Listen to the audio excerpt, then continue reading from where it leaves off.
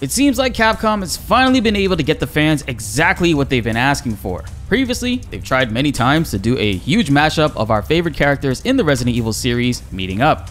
But now all the heavy hitters have arrived and longtime fans, especially Jill fans, are going to be happy about this. I think this movie will have heavy implications for the future and give us more details when it comes to the possible next game in the series, Resident Evil 9, which is great to think about. Resident Evil movies, both CGI and live action, have never been critically acclaimed pieces. More so, they're popcorn films with action set pieces and questionable story progression.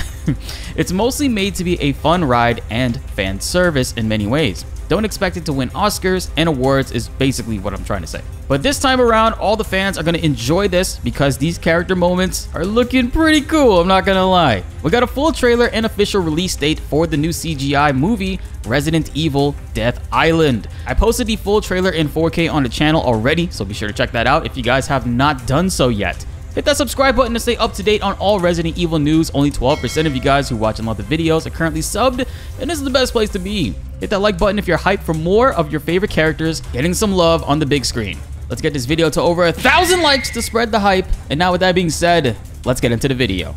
Now when it comes down to where in the timeline does Death Island take place, it apparently is 2015, which is 2 years after Resident Evil 6 and 1 year after the previous movie, Resident Evil Vendetta. Just to clarify, this is also before Resident Evils 7 and 8, which those take place in 2017 and onwards. There are some pretty cool details we already know from this trailer when it comes to the voice actors. Most of the information comes from Will of Resident Evil Central on Twitter. We have Matt Mercer returning to play Leon from Resident Evil 6 and Vendetta. Kevin Dorman is playing Chris Redfield again from Vendetta.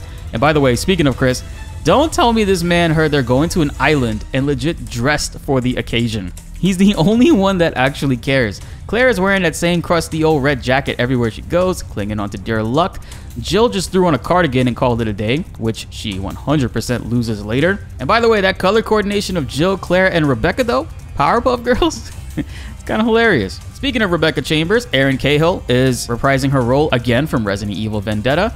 And then we have Nicole Tompkins returning as Jill, which is absolutely amazing to hear. I loved her portrayal of Jill in Resident Evil 3 Remake, and I'm looking forward to seeing her continue on with the character and what else the future might bring.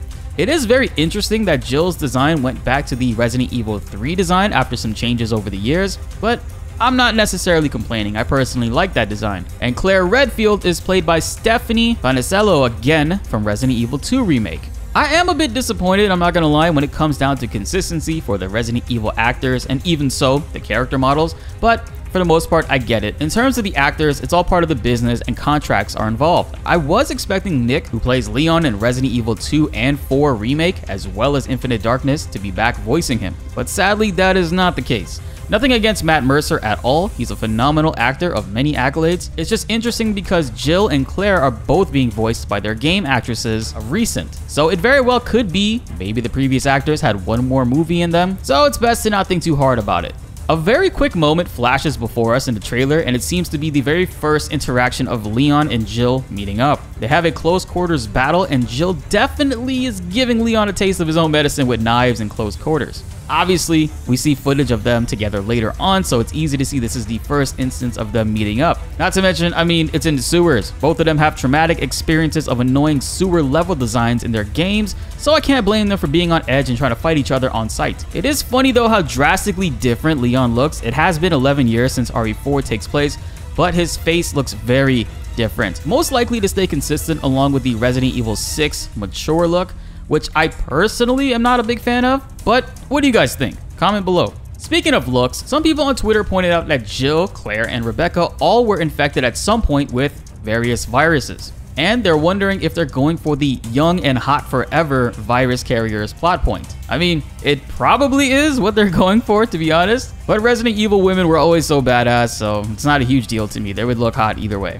And these stories, again, are not meant to be crazy deep. Capcom is most likely trying to solidify character appearances once and for all. I mean, Chris was very inconsistent in recent years with how he looked at the end of Resident Evil 7 versus how they backpedaled and changed him into Resident Evil 8 to be a little bit more closer with the original designs. Jill seems to be going through something similar, but not as drastic drastic. The RE3 remake design is very recent in terms of when the game released, and a lot of fans absolutely love that look.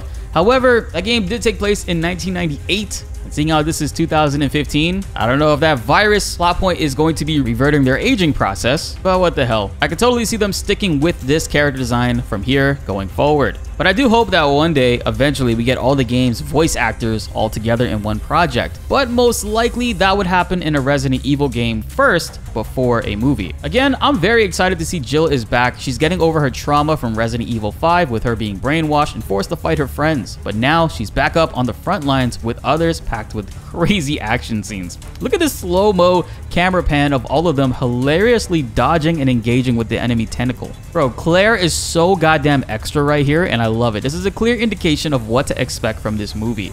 She completely faked me out. I thought she was gonna roll naturally in the air to the right, but this girl said fuck all that, and she rolled towards the left. Priceless Marvel moments. And don't get me started on Rebecca. This movie is going to be hilarious and amazing. The trailer states that the plot revolves around them tracing the source of a new strain of T virus, and based on recent people infected, they all shared one thing in common. They all visited Alcatraz Island recently. So they all take a trip there. All in all, this movie looks like it's going to be a great one for fans, and especially with how well the Resident Evil games have been doing recently for Capcom, putting the company at an all-time high in terms of stock prices and overall sales, this looks to be just the beginning.